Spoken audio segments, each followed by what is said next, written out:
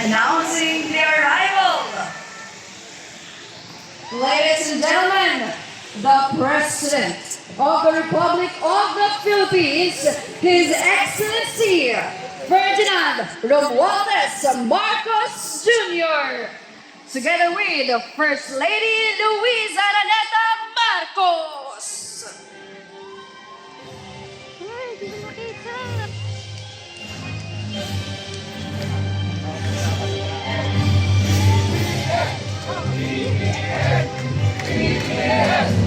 Ay, dito din pala.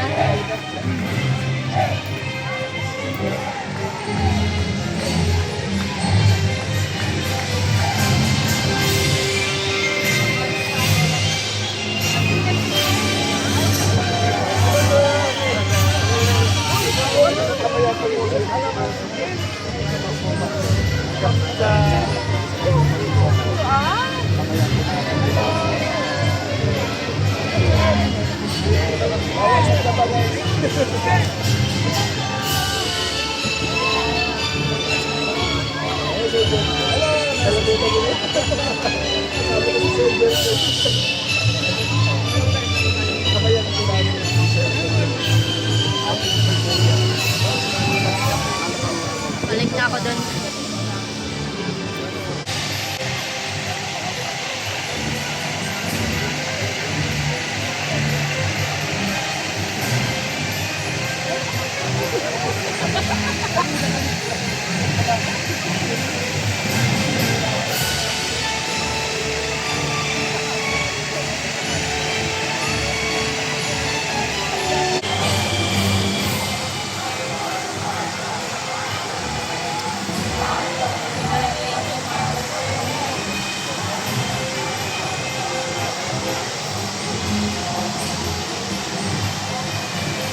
I'm excited to see the first couple. So right now, mangyari naman po magsimula po tayong lahat dahil ating ang programa ay magsisimulan po.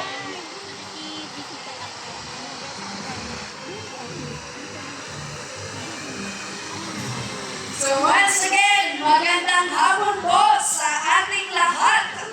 Welcome sa pasasalamat mula sa Pangulo. Pasko ng tiwala at suporta, Christmas. Gathering muli nga po isang masigabong palakpakan dyan. Oo. Galing talaga. Para opisyal po na simulan ang ating programa, hinihingi ko po na tayo magsilayo muna para sa isang sandali ng panalangin.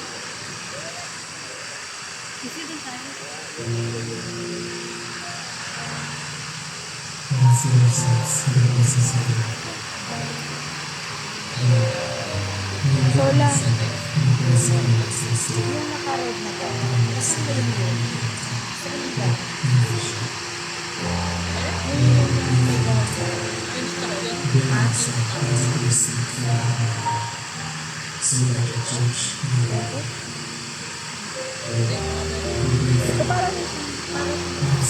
So once again, good afternoon po and good afternoon, Mr. President and First Lady.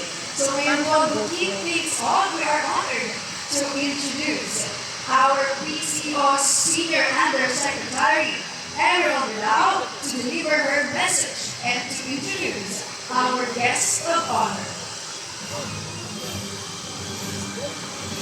Paterno pa silang dalawa green. Maraming salamat ng Niji at magandang hapon po sa inyo lahat. Hindi ko na po ito matatagalin. Ikinagkakal lang po na tawagin sa ating ipaglaban ngayong hapon ang ating minamahal na Presidente, President Ferdinand R. Marcos Jr. Lakasan nyo naman ang palakpak nyo.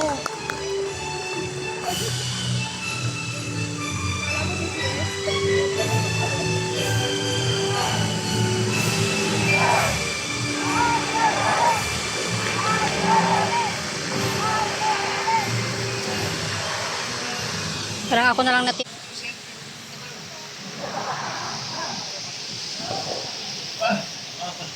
Tatawa na ako, puro pa may selfie natin para kailangan na, ha? Kaya nga, ayaw ko na magpa-selfie dahil tumanda na ako. Kaya dahil gamitin na lang din yung mga dating picture natin. Kaya kumare, Kunwari, mga bata-bata pa. Pero anyway, Merry Christmas sa inyo lahat at nagpapasalamat ako. Nakarating kayo sa ating konting celebration, konting pagpakilala at matagal na tayong hindi nagsama-sama na buo-buo lahat tayo. At siyempre dahil nung nakaraan ay very intense yung ating mga ginagawa. Kaya marami tayong trabaho. Siguro, ngayon, iba. Hindi na pareho, hindi na kampanya, hindi na eleksyon. Kaya nagbabago talaga yan. Kaya ipinilit namin na kahit papano na makipagkita sa inyo para naman makapagpasalamat kami sa inyong tuloy-tuloy na pagsuporta sa amin, pamilya ko, sa administrasyon ko, at sa lahat ng ating mga ginagawa para tulungan ang taong bayan. Yan po lahat ang ating, yan lang naman ang ating layunin na makatulong. At kaya naman tayo nagkaisa, kaya naman tayo ay nagsama-sama dahil pareho ang lahat ng ating mga pinag-iisip kung paano pagandahin ng Pilipinas, kung paano pagandahin ang buhay ng bawat Pilipino. Kaya yan ang ating isinigaw noong kampanya. Yan ang ating lagi hanggang ngayon na naghahanap ng mga bagong pamamaraan. Kaya naman, kaya naging matibay ang ating pinagsamahan. Dahil hindi lamang dahil tayo magkakaibigan, kung hindi tayo ay sama-samang may isang paniniwala. At yan yung nagkakaisa. At sa pagkakaisa na yan, ay pagagandahin natin ang Pilipinas, pagagandahin natin ang buhay at ang mga pag-asa at mga kinabukasan ang ating mga minamahal na kababayan. Kaya kahit yan ngayon ang ating ginagawa, nandito na po tayo sa Malacanang at kailangan nga talaga dapat mapadalas kayo mapunta rin.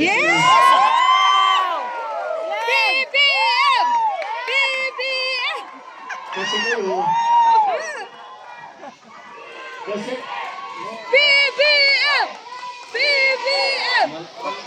malaki ang pananagutan ninyo. Kayo naglagay sa akin dito. Kailangan nandito kayo para tulungan ninyo ako. Mahirap ako. Nandito lang kami! Nararamdaman ko naman kayo dahil hindi tayo nag-isadong nagkikita. Nararamdaman ko naman kayo at nakikita ko naman yung ginagawa na patuloy ang pinaglalaban, ang ikabubuti ng ating bansa, pinaglalaban ang katotohanan, pinaglalaban ang katarungan. Yun naman talaga ang ating yan naman talaga ang mahalaga sa ating lahat. At natutuwa ako na kahit pa paano makahanap tayo ng tangting panahon para magsama-sama at magpapaselfie naman, tapang-tapang na selfie din sila.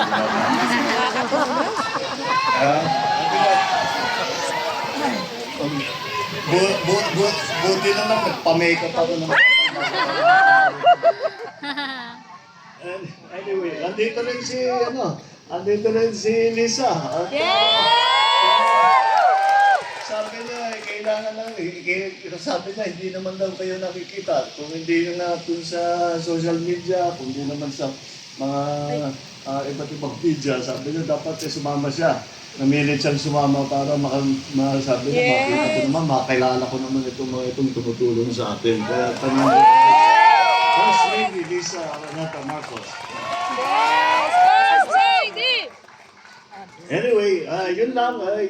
Ako ay kagaya ng sabi ko, ito naman, parang salo-salo lamang para makapag konting selebrasyon dahil Pasko na. Nakita niyo naman itong palasyo.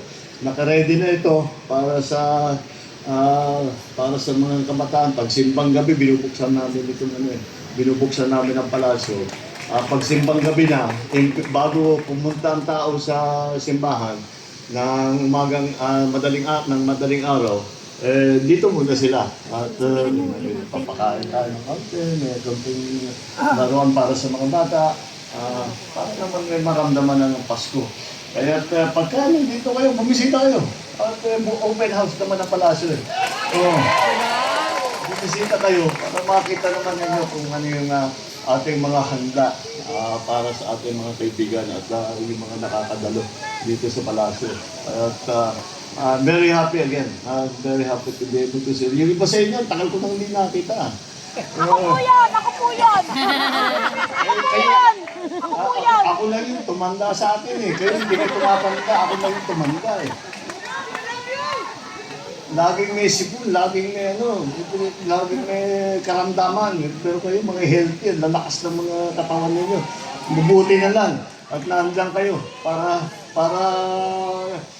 ako pagka medyo hapong-hapunan, nandun naman kayo para kayo ang papatuloy ng ating mga ginagawa.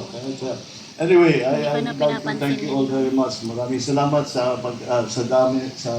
inyong tulong na ibinigay sa atin, ang tulong na ibinibigay ninyo sa administrasyon, ang tulong na ginagawa ninyo para sa taong bayan. At siyempre, sa pamilya namin, hindi namin masusuklian ang inyong pagmamahal at ang inyong suporta na ibinibigay sa amin. Sa matagal na, hindi mula pa, bago pa kami tumutong dito sa palasyo. Kaya handa na kayong lahat. Kaya mahaba na itong pinagsamahan natin. At mabuti naman. At ako'y lumalakas ang loob ko dahil nakikita ko na marami tayong kasama. Marami tayong parehong Marami tayo! Marami tayong nakatapang na nagsasalita. Yes, matapang tayo. Nagsusuporta at sumisigaw para sa kabutihan ng ating bagong Pilipinas! Maraming salamat sa lahat. Merry Christmas! Happy New Year!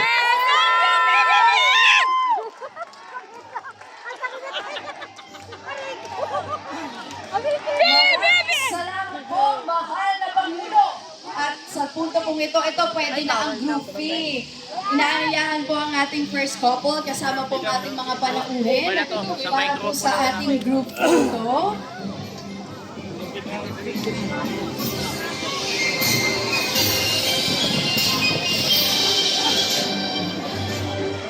Compress po tayong lahat, pero wag po tayo masyadong magsiksikan para lahat po ang ating mga mukha ay kita sa camera. One, everyone, say Merry Christmas! Everybody looking for 1, 2, 3. In 3, 2, 1, say Merry Christmas! With a big smile! Yung mga nasa likod po, pwede rin po kayo mag-join dyan.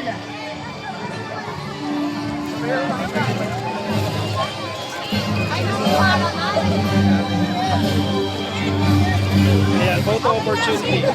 Photo opportunity kay Kobe. Maraming salamat At po. yung mga supporters po, nagpunta dito sa Malacanang para Once magkasama again, po siya once thank a you year. very much sa ating mahal na Pangulo, First Lady, Liza Marcos, at sa lahat po ng ating mga kababayan na dumayo pa po mula sa iba't ibang parte ng Pilipinas na nagsama-sama po kami para celebrate ang tiwala at suporta na ibinibigay ninyo sa administrasyon mula pa noon hanggang ngayon.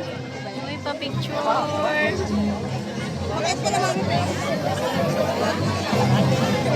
Nakapicture sa kapit-kapit na. Meron na. Sana all. At ngayon naman po, makakasama po natin ang first couple para sa ating special na oras kasama ang ating panauhin. Hirap Alright, please give space po sa ating first couple. Huwag po natin silang dumugin. Muli po, huwag po natin dumugin ang ating first couple. Alam ko po at ramdam ko ang excitement ninyo na makita niyo talaga in person ang ating mahal na Pangulo, ang ating First Lady. At ito na rin ang exciting part at favorite part ng lahat. The buffet tables are now open. Para sa maayos sa pila, please, let's give way to our senior citizens and PW. Announcing the arrival. Ladies and gentlemen, the President of the Republic of the Philippines, His Excellency Ferdinand Romualdez Marcos Jr., together with First Lady Luisa Araneta Marcos. Ay, di ko makita.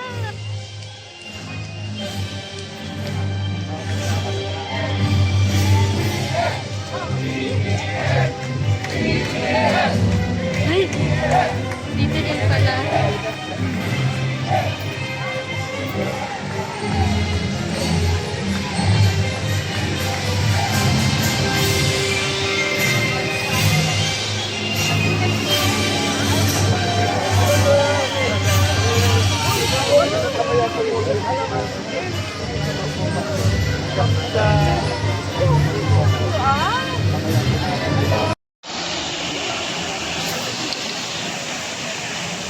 Announcing the arrival. Ladies and gentlemen, the President of the Republic of the Philippines, His Excellency Ferdinand Romualdez Marcos Jr., together with First Lady Luisa Araneta Marcos. Ay, di ko makita.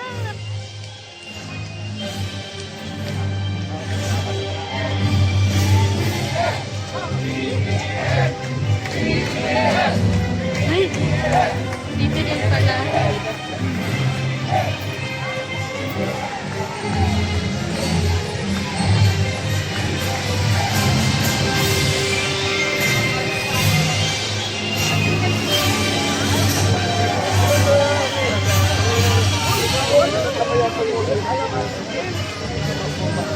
Ganda.